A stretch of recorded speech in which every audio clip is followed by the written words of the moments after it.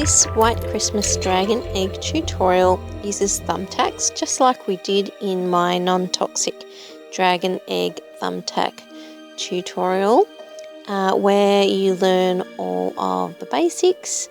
So this little tutorial is just taking it a step further, adding lots of embellishments and decorations, and instead of individually having to poke each pin into a million bits of cardboard and painting every single pin, you just sponge the paint over it, so it's so quick and easy to transform your egg into something really special for Christmas. So let's get started. Let's start by rescuing this mangy looking egg. This egg needs some work. It's had a rough path in life. It's been on a bit of a rocky road, and I thought I might rescue it. Give it a bit of TLC, marking a dot in the center of the bottom of this egg. And I find it really helps to put it into a little glass and just turn it around just to judge the center. And the more accurate that you are with finding the center of the egg, the easier you'll find putting those pins in, and it's more likely to stand up a lot better when you go to present your egg at the end. Anyway, I like to generally overlap my thumbtacks by about a quarter, and that can be on two different sides at once, as you can see here. And we're making a little flower as the first step, so well done. Woo! If you have made it this far, keep on going. And as you can see, I pulled that tack back just a little bit. I like to give my pins a little bit of breathing space. We don't want them too chock-a-block, really kind of tightly packed, or you can run into a little bit of trouble if you try that. I've done it before. Anyway, so we're going to start on our second. Well, I've done it maybe over 40 times before. Anyway, yeah, it's very addictive. So let's keep going with this second row and overlapping our tacks. And if you need to just reposition them as you go along, you can just pull them out and pop them back in again. It's no biggie. Just have lots of fun with it. And the great thing about this overlapping system is that it locks in all of the tacks that you previously have put in.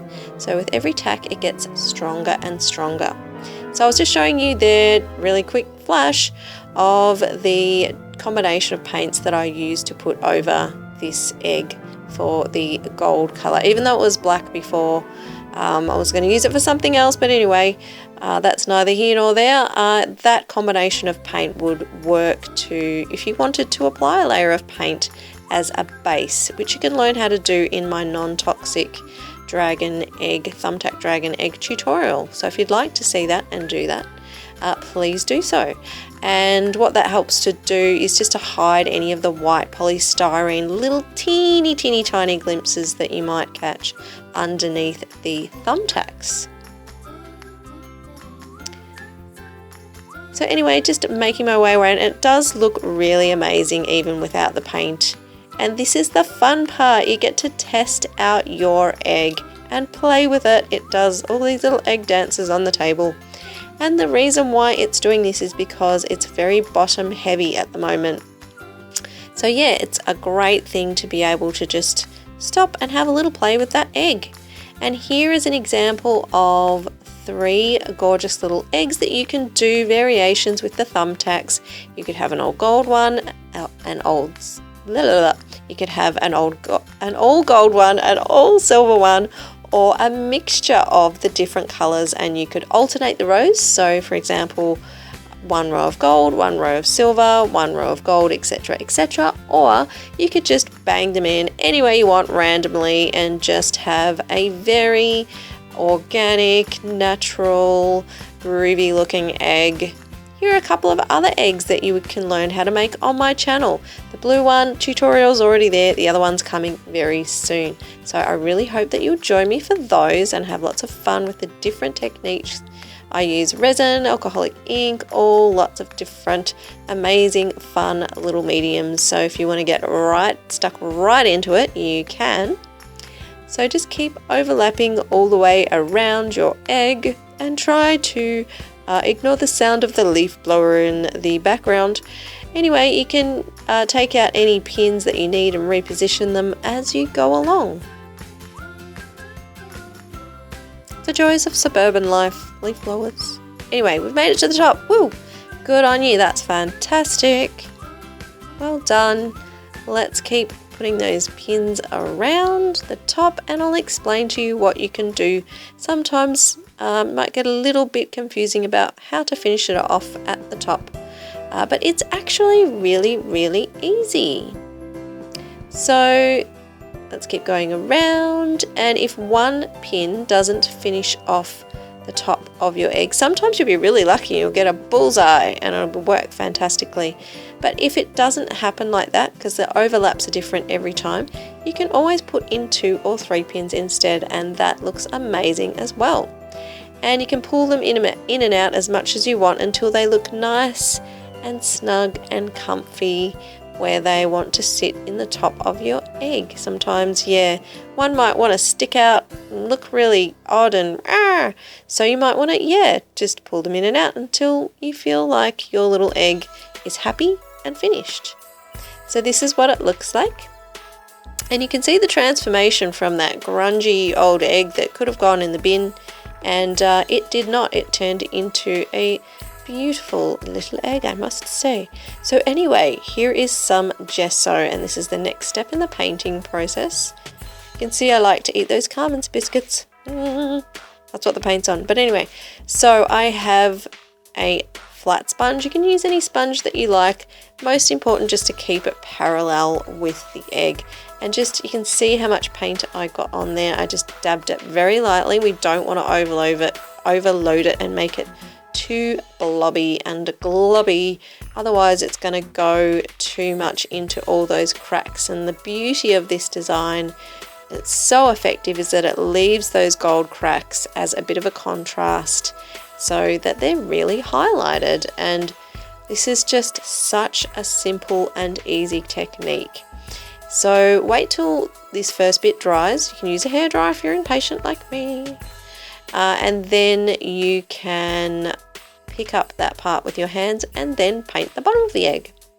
So you might like it just with one layer, as I have here, or you could do another 2 or 3 layers. And the reason why I came up with this technique is that it's just so easy, and it really looks like snow, and that's kind of what I wanted to portray in this particular egg. And it's just a really easy way of painting it without having to kind of spend a lot of time. And so anyway, this is what the second layer looks like, and we're just using exactly the same amount of paint. We're using a very light touch, not pressing too hard at all. And I think it's best to use the gesso straight out of the tub or the tube or wherever you've got your gesso from. And yeah, this just helps with the consistency. If it's too watery, it's just going to go running around everywhere, all into those gaps that we really want to preserve the little spaces under each pin where that gold stands out. So some of them might move just a tad, so you can just pop them in again. And at the start this is what it looks like with 2 layers on the right. That's how it looks with 3. I decided to do 3, so we'll go ahead and do that now. And yeah, as I mentioned just before at the start, there's a very shiny egg in the intro, if you may or may not have noticed. If you don't want the pins to move around at all, you could always add a layer of polyurethane water-based resin, which they usually use to seal timber floorboards. You can just follow the instructions for that. It's very easy to apply. And yeah, so that's another option too. Anyway, this is what it looks like. Woo!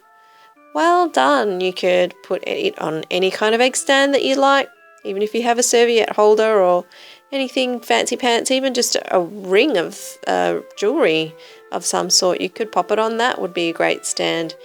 Anyway, you can also learn how to make polymer clay stands on my channel very soon too. So please subscribe if you're interested in that, and all different types of these eggs. I've just gone wild making so many different types. It's kind of ridiculous. And anyway, you could use a ribbon to hang it. You can glue that on. That little polymer clay stand there took about 5 minutes to make, and is super easy. Great project for kids. Doesn't have to be for these eggs, could be for any old egg you got hanging around, Easter eggs, whatever you'd like. So I decided to go with that kind of iridescent string to put onto my egg. And what I'm doing now is mixing the araldite, which is a 2-part epoxy resin. Make sure that you shove that toothpick into the last hole that the drawing pin goes into, so that's a nice firm hold. And this is really important for safety and to lock in every single pin on your egg so that they don't go falling out everywhere, especially if you're going to use it as a football. I mean, I don't know if you're going to do that, but if you did, yeah, those pins would stay in there. Well, hopefully anyway. Depends how much of an aggressive footballer you are, I guess. And anyway, thank you so much for joining me in this tutorial. Yeah, you might want to hold down that pin till it dries. It's a 5-minute araldite. And I wish you all a very Merry Christmas. I really hope you've enjoyed making your egg.